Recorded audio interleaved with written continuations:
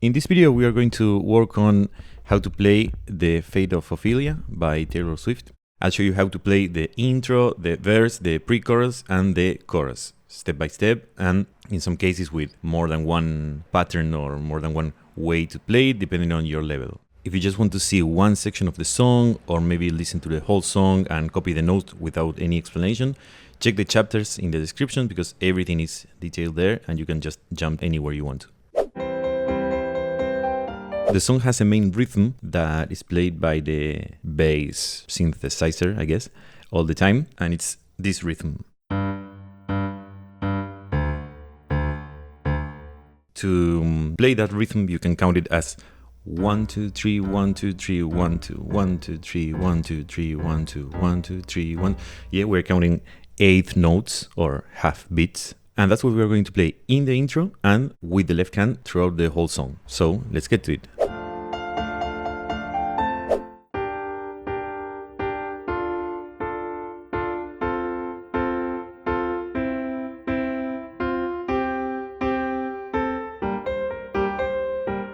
So the intro is pretty easy if you have some experience in playing chords. It's just the right hand, G minor, D minor, F major, and then some kind of C major, but CE, and with a little melody. And then CG, finally CA. In this part, the main feature, I think, is the fingering. A good fingering to play everything with comfortable positions. Like I'm using 1, 3, 5, 1, 2, 4. This may be the hardest part when I go to 1, 3, 5. And finally 1, 2, 1, 3, 1, 4, 1, 5. And then, like always, one of the hardest parts is connecting the part that you're playing with the next part, where we usually move to the new position. So I suggest practicing that last part.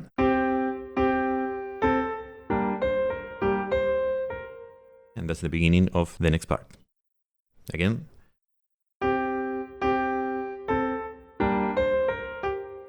Yeah, the main focus should be on the right hand. That has to jump all the way up there really fast and putting the fingers in position to play the next part. Then the left hand plays first, but it can be ready before having to play, so that's not a problem. The big deal here is the right hand.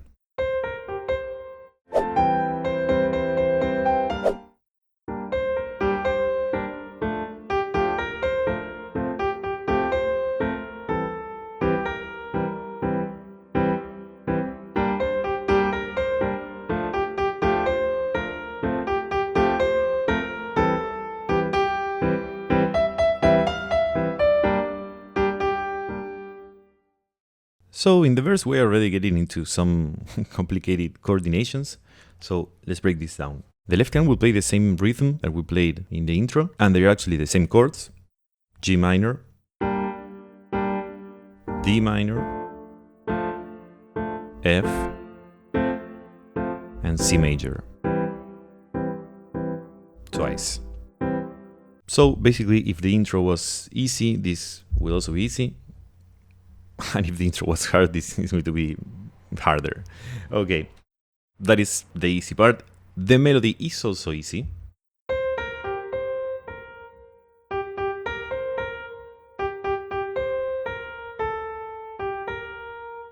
But like always, the tricky part is putting them together, and the worst thing about this is that the rhythm is not even, and the accents or the moments where we play are not the expected, are not the most natural moments. For example, we would expect something like this.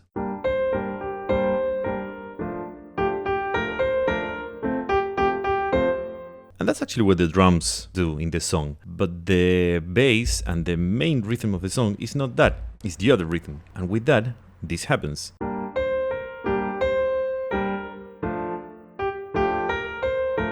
Yeah, we start getting that left hand. Basically, the second time we play the left hand, it's like in or over an unexpected note or a spot. It's like in between beats. So that's the main thing that you should practice. You can use the melody, the right hand, to know where to play the left hand. You see in which note exactly you should play, and you work on that.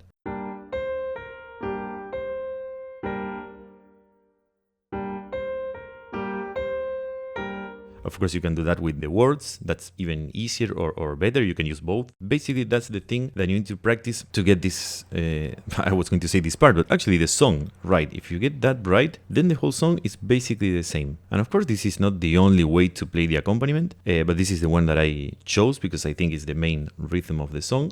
And it's also something good to practice. Also, you can check my Instagram account, Lando Piano or Lando_piano, because right there I always explain some technical skills and practice tips and all that. So don't forget to check that. I'll try not to explain too many technical things here, just play the song so you can see some other things there. Okay, so going back to this.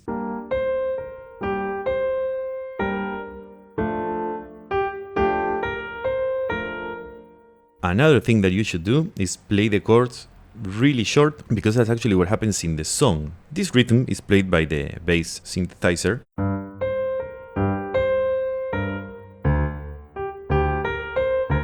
And that's what you hear in the song. It's not like that. So we shouldn't hold these chords. We want to play them short.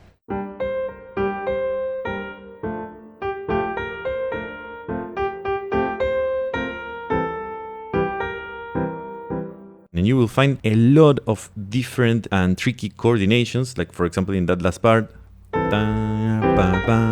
In this part we do play with both hands at the same time. It's like the melody is following this rhythm, but then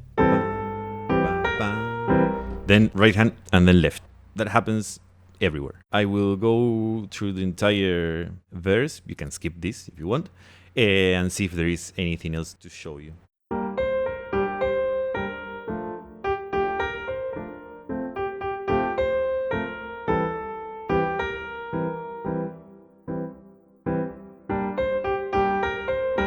Really similar.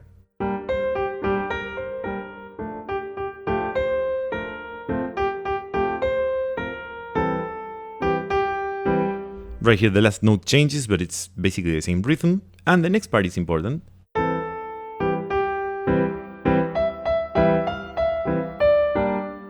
This part is important for two reasons. First of all, because we are moving to a note that is farther from the rest. We have been playing like, I don't know, C, B flat, G all the time there, maybe A, but we're in a range of 4 notes. And in this part we need to change. And those are the things that always make people, I don't know, make a pause or make a mistake there.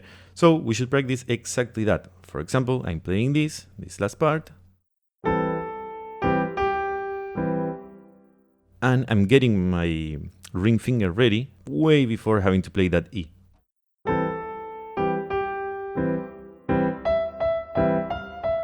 Yeah, if you don't get the finger ready, you will make a pause or you will hit a wrong note. Yeah, we need to rush to that note, and we usually play something wrong, because if we wait until the very last moment, it's really hard to get to the right note. So that's when problems happen. And then this part is also very important, because here's when we combine, when we connect actually with the next part. So we want to do something like this.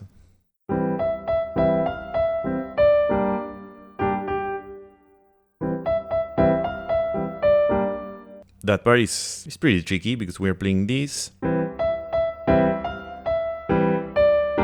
That last part is right hand, chord, right hand, and the new chord. First together.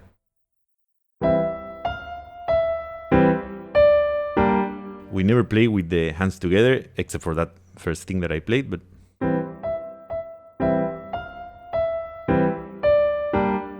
and that is usually tricky. Of course, that is something that you can do anywhere. I'm doing that right there because I decided to divide this song into the verse, pre-chorus, whatever. But that's something that you can do between two random measures inside the measure from one beat to the next one. You can break it down in any way, and every time you practice a part and then you practice the next part, you should practice how to connect them. And usually the best way is to part one, instead of ending here, you end there, adding 1 or 2 notes from the next part.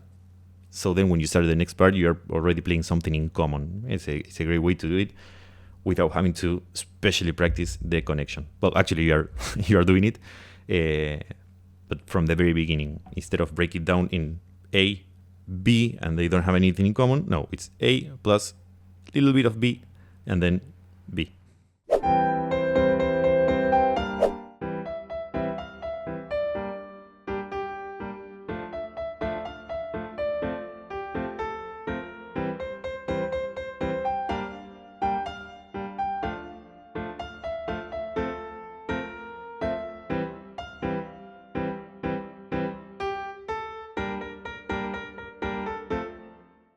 Getting into the pre-chorus, there's nothing really new to say. I'm going to play it, show you some of the harder parts, but it's basically the same. It's the rhythm, bam, bam, bam, and coordinating with the melody in any way that worked for the verse.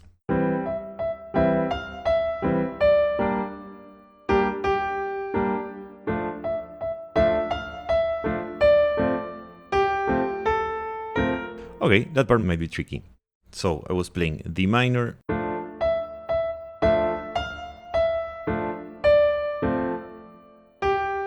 we got a lot of notes or steps where we play with one hand, then the other, one hand, the other.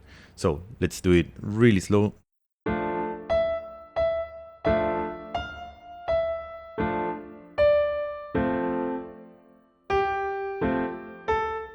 So I think the worst part is when we switch to F, because we have a pretty big gap there.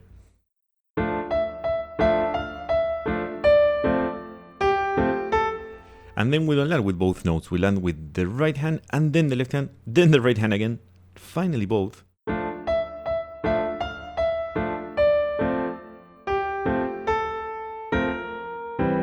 And then C.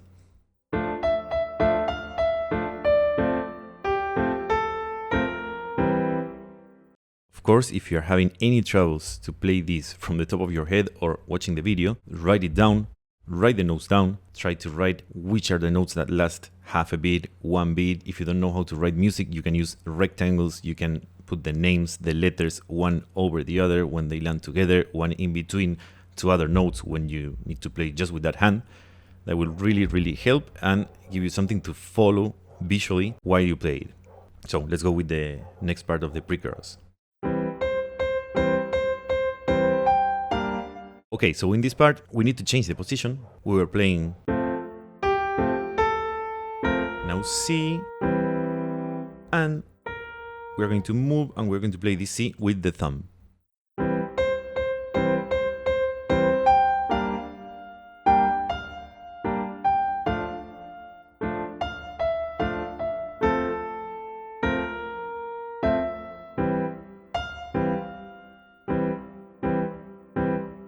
Okay, let's check that last part. First, we have the one and only part where the melody is exactly the same as the rhythm. Together, together, together. 1, 2, 3, 1, 2. Then we switch the chord, and here we need to wait the whole first beat until we play again with the right hand. 1, 2, and then right after that note, right after that F, we play the left hand.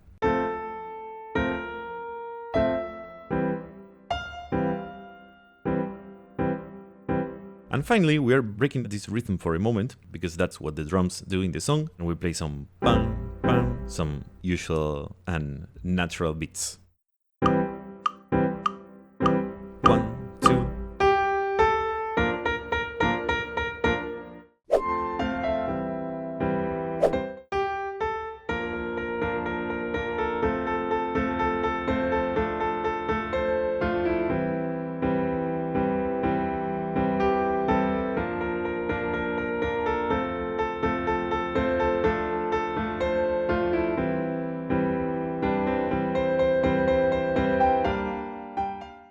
Okay, so finally we got to the chorus, and now the first thing that we need to know is that the chords are different, or at least they are in a different order. Not all the chords are different. The first chord is different.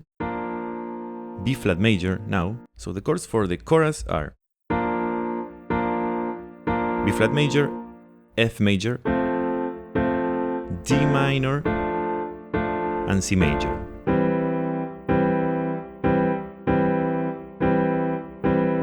And the other main difference is that since this part sounds fuller, instead of playing it like that, we're going to hold the chord or add some pedal or both. Yeah, but we want to keep them connected to get a new sound for this part. The melody and coordinating both hands is pretty much the same.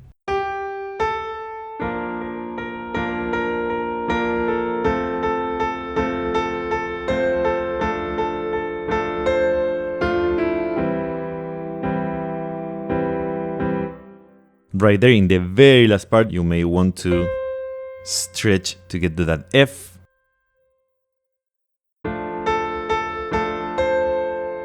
Right there. Let's move on.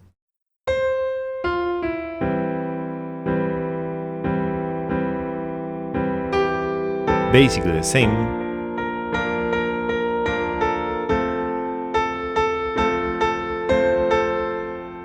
There are some rhythmical changes because of the lyrics. For example, in this case, instead of playing 2 A's, we play only 1.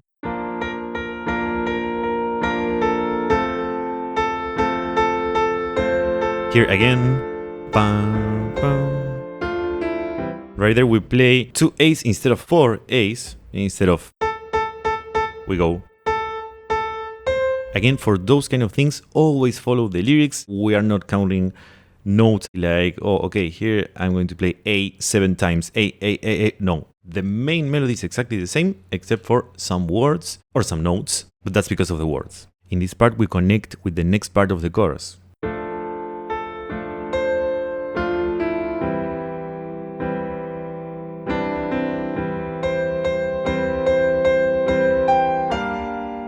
So first of all, we ran out of fingers. We were playing this. E, and we need to go down. So we can cross 2-1 or we can cross 3-2, the one that works better for you. Then we are playing the same note that is part of the chord. What we need to do is leave that note in time with the left hand so we can hit it with the right hand. And then I'm playing it again as part of the chord. That's something that we can avoid. We can maybe just play these 2 notes. It depends. It's not really important. The most important part is this.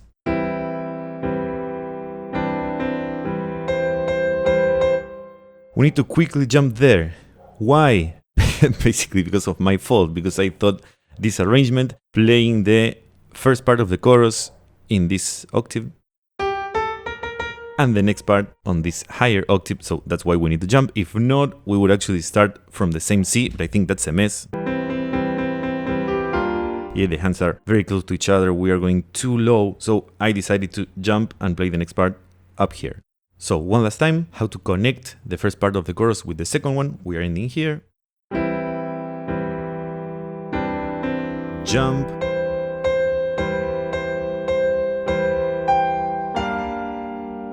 And back to G minor.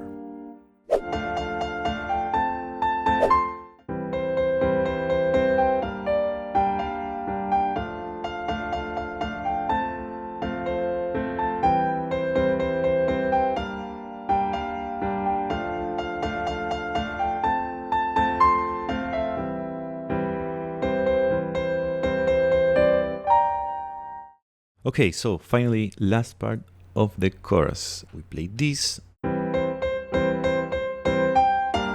So let's start from that part. Again, nothing super new here. We keep playing the chords longer or with the pedal or holding the notes for a bit longer or both things at the same time to keep that more connected feeling. And we have a new melody, but nothing super new. So let's get through it and see if there is anything that we can say.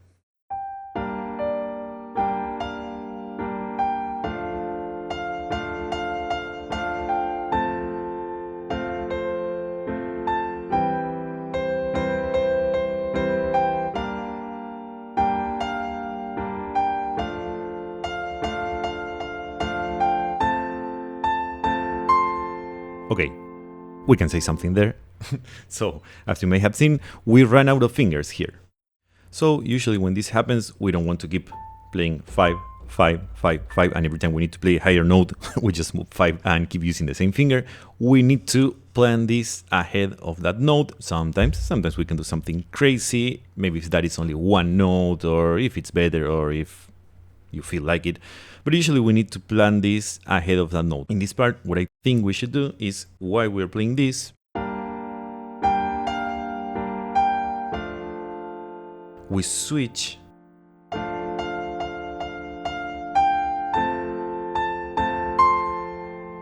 we can switch to 2, we can even switch to 1. Let's try it with 1.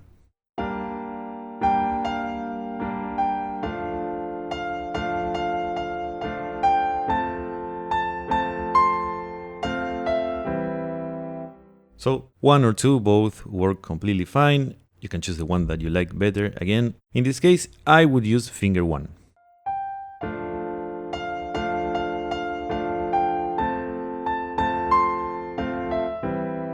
I think the hand gets in a much better position while using that 1 with all the fingers ready to play instead of 2.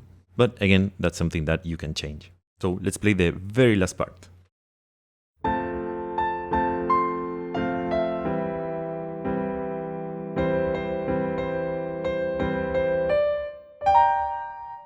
Okay, so for that last part, maybe you saw that I just jumped. Since we're playing a very, very long note and then a new phrase or a new short phrase or sentence starts, I don't care about connecting these notes. Let me play it again.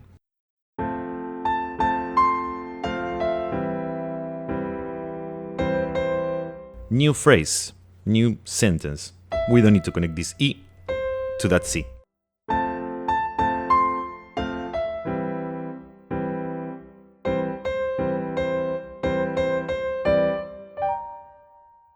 That last part is actually very tricky in terms of coordination, so let's check it. Not this part, the next one.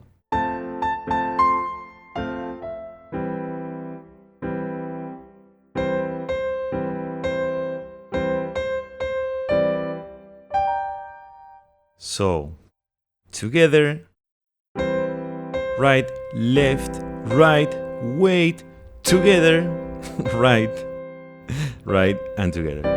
So again,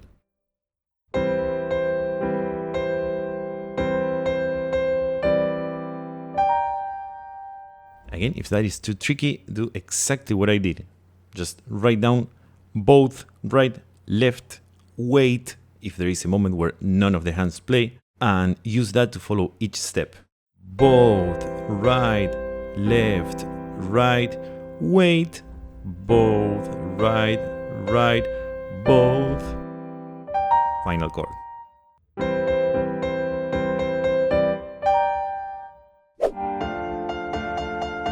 And if you got to this part, I guess you like me a lot, or you hate playing the exact same accompaniment throughout the whole song, like I do actually, but we always need to start with something. And I think this rhythm is great to practice, but let's see some alternatives. So basically, when we play an accompaniment, we really want to add some variety, right? Without playing anything crazy, or it depends on the version, but without changing the main rhythm or the main elements of the song, we want to be able to do something refreshing, or at least not doing always the same thing. So maybe sometimes we can play just the bass note, sometimes we can play the chords, yeah, but we can do some other things. So let me show you 3 or 4 little ideas. So for example, idea number 1 is doing a very simple combination, something as bass note and chord, chord. With that, we get the low note that we were losing when we play just the chords.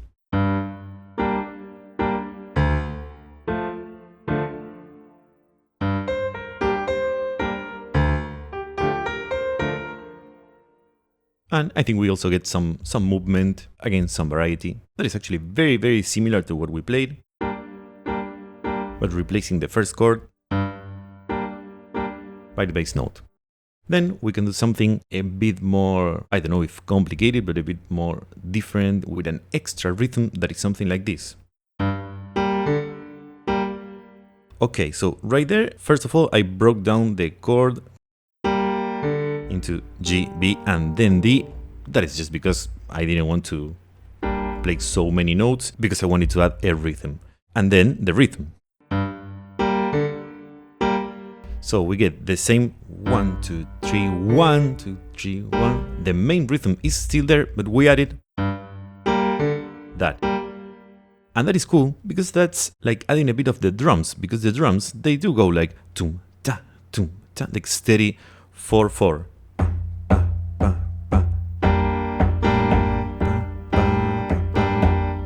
And now with this, we get the second beat, or the first time the snare drum plays, but without losing the main rhythm.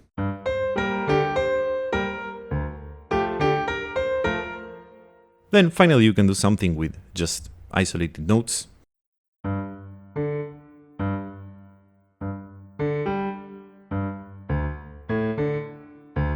That maybe sounds like a different style, but that may work for some part.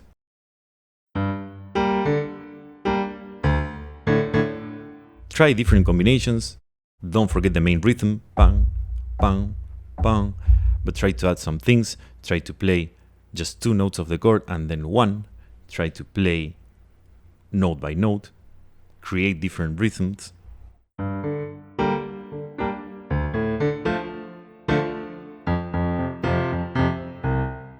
I don't know. Do some random things, write them down, analyze them, and I'll see you next time.